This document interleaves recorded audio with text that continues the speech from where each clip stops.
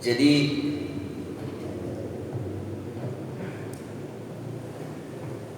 akhlak merendahkan Nabi,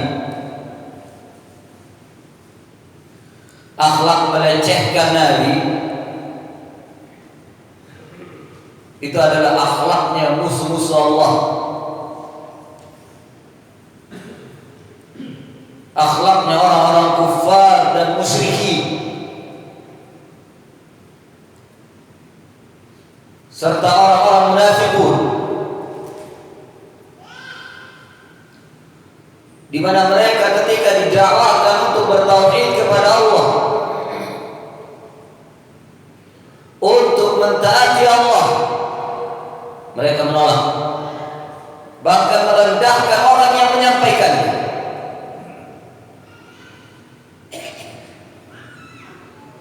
Ya, dan akhlak merendahkan Islam, meremehkan Islam, mencela Islam dan mencela orang-orang yang menyampaikannya dari dai dan du'at ila tauhid was sunnah, itu adalah akhlaknya musuh-musuh Islam. Maka jangan berkecil hati ketika Islam direndahkan. Ketika seseorang merendahkan Islam,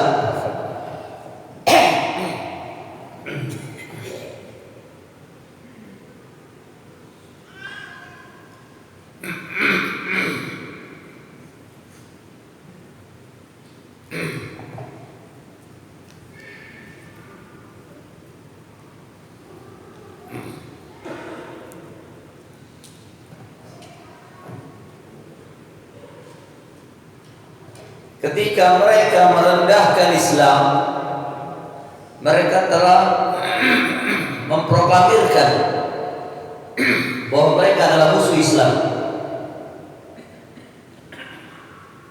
Ya, ketika mereka menghina Islam, itu menghina Allah, menghina Rasul, menghina para pemeluknya, para penganutnya, menghina kaum muslimin, menghina Al-Quran, menghina hadis. Ketika mereka menghina Islam, mereka secara tidak langsung telah memproklamirkan dirinya adalah musuh Allah, musuh Islam. Jadi jangan bersedih. Berarti mereka telah menampakkan diri dan telah menjelaskan dirinya bahwa dia adalah musuh Islam. Segera kita berlepas diri dari orang itu, bara, dan jangan duduk lagi bersama dengan mereka, jangan lagi mendengarkan perkataan mereka.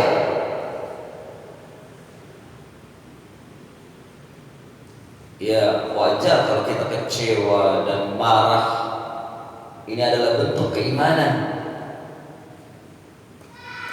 Bentuk keimanan. Ya, namun di dalam menanggapinya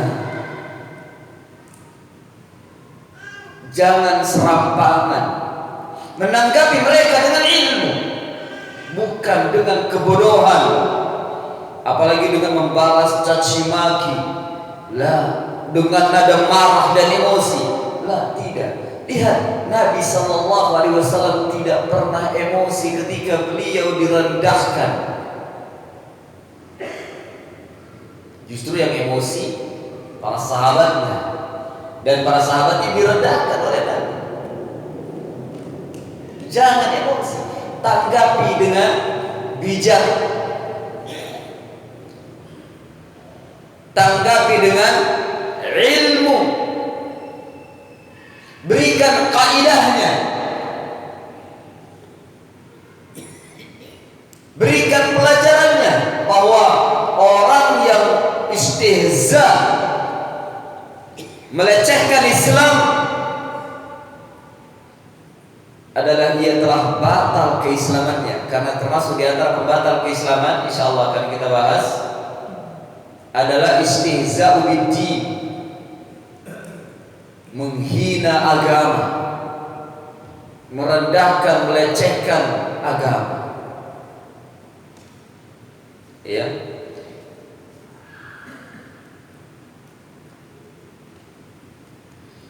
Jadi lihat orang-orang musyrikin ini ketika diperintahkan untuk mengucapkan kalimat la ilaha illallah, yastakbir, sudah sombong, dia merendahkan Rasulullah. Apakah kami meninggalkan Tuhan-Tuhan kami karena seorang penyair yang gila ini? Nah, ini kita akan orang gila. Ya. Sebenarnya ini perkara yang biasa. Kemarahan seorang muslim ketika dilecehkan agamanya biasa. Ya, terkadang manusia saja yang tidak bisa mensikapinya. Biasa. Namun terkadang juga yang menyebabkan terjadinya hal-hal yang tidak diinginkan, sikap dari orang-orang bodoh menanggapi penghinaan dengan kebodohan. Akan terjadi hal-hal yang tidak diinginkan. Ya. Biasa. Mungkin ada pertanyaan soal, Ustaz, bukankah orang yang menghina Islam itu hukumannya dibunuh? Nah. Bahkan dalam kitab Sharibul Maslul ala Syatibur Rasul yang ditulis oleh Syekhul Islam Ibnu Taimiyah rahimahullah taala, beliau menukilkan atau membawakan aqwalul ulama, kullu madhhab, semua madhab, ya,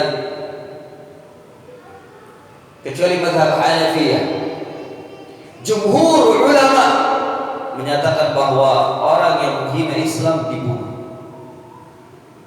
Menghina Allah, menghina Nabi, menghina ajarannya dibunuh. Ya, kecuali Imam Abu Hanifah.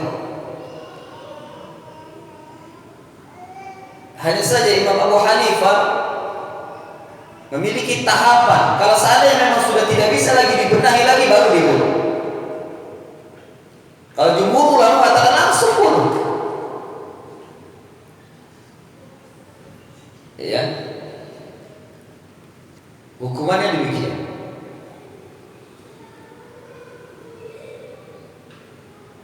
Hanya saja yang jadi permasalahan sekarang, kalau seandainya kita membunuh orang yang melecehkan Islam tersebut, apakah urusan selesai?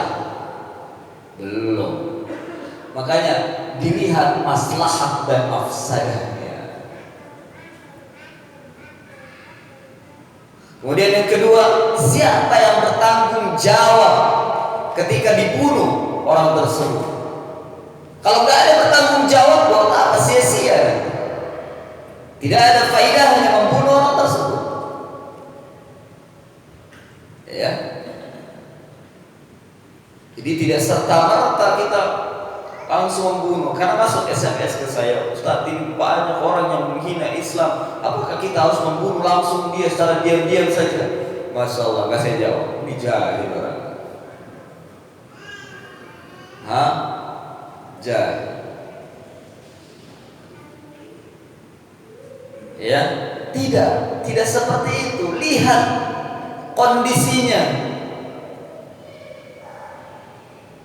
Ya. Adakah yang bertanggung jawab?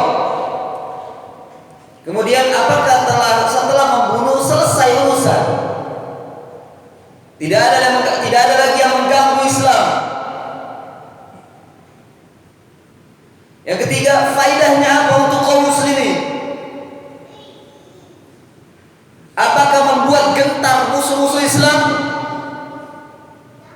Yang ketiga, apakah dakwah ini akan terus berlangsung? Difikirkan maslahat dan mafsadahnya. Tidak langsung setelah dibunuh orang itu, tidak. Dan juga bukan hanya berbicara tentang berani atau tidak, bukan. Saya yakin para pemuda Islam yang mereka berpegang teguh dengan sunnah, mereka berani. Tapi yang jadi permasalahan, apakah urusannya selesai? Akan menimbulkan maslahat yang besar. Kemudian adakah yang bertanggung jawab? Gitu. Ya. Jadi nggak semata-mata bunuh, tidak. Karena ada seorang dai yang mendakwahkan demikian, bunuh. Masya Allah. Justru kalau seandainya dibunuh, kemudian akan terjadi kerusakan, lalu akan berimbas kepada kaum muslimin, bukan hanya di sebuah tempat saja, bahkan akan merambat ke segala tempat. Difikirkan kembali masalah dan mafsadah. Justru sebaliknya, kalau seandainya dibunuh ternyata akan timbul kerusakan yang lebih besar lagi, maka pembunuhan tersebut haram. Membunuh orang tersebut hukumnya jadi haram. Ya, nah hukum asal wajib, tapi kalau timbul kerusakan yang lebih besar menjadi haram. Diperhatikan. Jadi tidak serta-merta dan tidak sembarangan. Apalagi kita dalam kondisi kehilangan khilafah, gak punya kita khalifah. Dan menegakkan khalifah tidak seperti membalikkan telapak tangan. Harus ada, dan mendirikan khalifah juga bukan dengan cara-cara kafir, bukan dengan cara-cara kufur, bukan dengan cara-cara sebagaimana sebagian manusia atau sebagian kaum muslimin mendakwakannya, hanya mengibarkan bendera.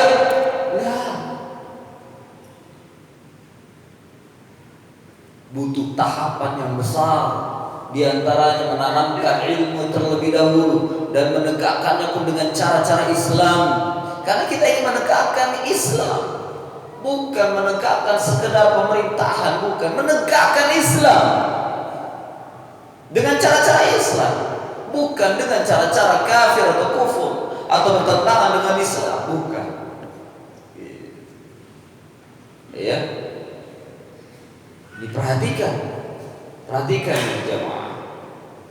Jangan sampai kita termakan dengan syubhat. Karena setelah terjadinya pencelaan terhadap Islam, syubhat banyak sekali muncul. Bukannya ilmu, bukan ilmu yang muncul, tapi syubhat. Syubhat dari orang-orang yang modal semangat dan tidak memiliki ilmu. Ilmunya cekak, kemudian memberikan syubhat kepada kaum muslimin. Ya. Inilah kondisi zaman fitnah. Hatta mencela Islam, dicela saja sulit kita sekali untuk bergerak, untuk menegakkan hukumnya. Nah,